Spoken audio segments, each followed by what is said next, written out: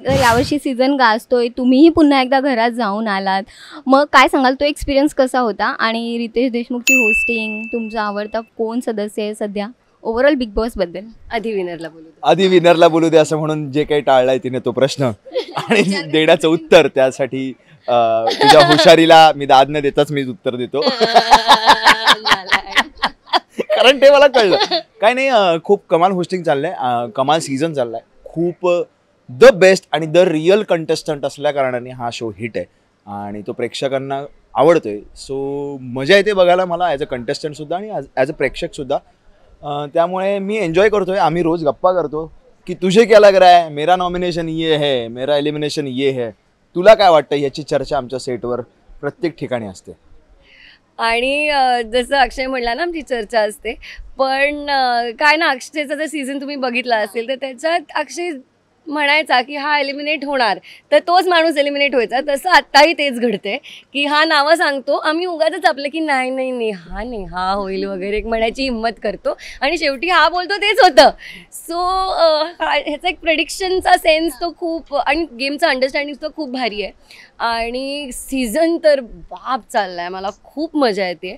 कारण एवढे वेगवेगळे पर्सनॅलिटीज आहेत, वेगवेगळ्या बॅकग्राऊंड्समधून आलेले लोक आहेत आणि ते सगळे एकत्र ॲडजस्ट करून राहत आहेत ते एका घरामध्ये एकमेकांबरोबर. हे बघायला फार मजा येते. फेवरेट कंटेस्टंट कोण आहे?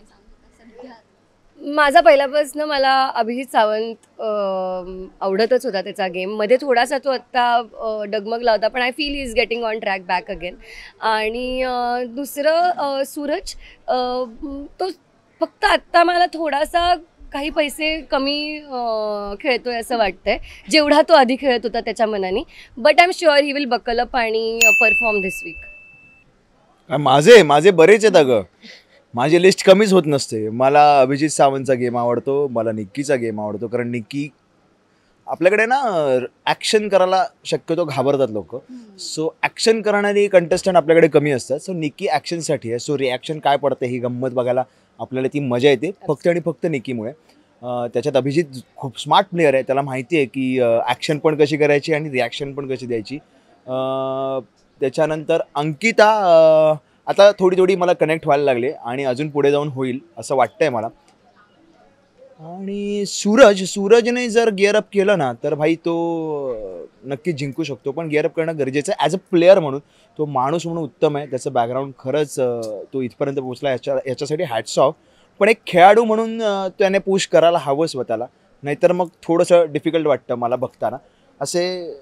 आणि वर्षाताईंना मला असं वाटतं की नॉमिनेशनच्या वेळी त्यांना फक्त बोलायला द्यावं आणि त्यांनी फक्त बोलत राहावं आणि आम्ही फक्त ऐकत राहावं. आणि त्यांनी नॉमिनेट करू किंवा न करो, आम्ही तुम्हाला बघत राहू. सो असे काही माझे फेवरेट कंटेस्टंट आहेत. मी कम्प्लिटली विसरून गेले. वर्षाताई पण मला इतक्या आवडतात ना, त्या ज्या प्रकारे बोलत असतात घरात प्रत्येक टास्कमध्ये किंवा नॉर्मल कॉन्व्हर्सेशनमध्ये पण, असं होतं की काय भाषा आहे, काय व्होकॅब्लरी आहे, काय इंटेलिजन्स आहे, खूप भारी वाटतं. आणि म्हणजे घनश्याम हा असा प्लेअर आहे जो लॉंग टर्म मला दिसत नाही, पण तो जो वन लाईनर टाकतो ना, ज्याच्यामुळे मी जे काय फुटतो, किंवा ती एक कसं आहे ना, एका पिंजऱ्यात सगळे वाघ असतील तर गंमत नाही. सो एखादा ससा असला पाहिजे, एखादं हरण असलं पाहिजे,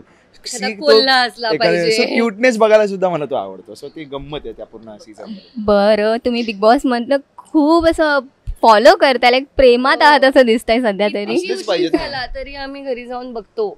तसंच कितीही उशीर झाला आणि कितीही काही वाटलं तरी बिग बॉसच्या आधी आम्ही शेजारी आहोत बिग बॉसचे. सो अबीर गुलाल नक्की बघा.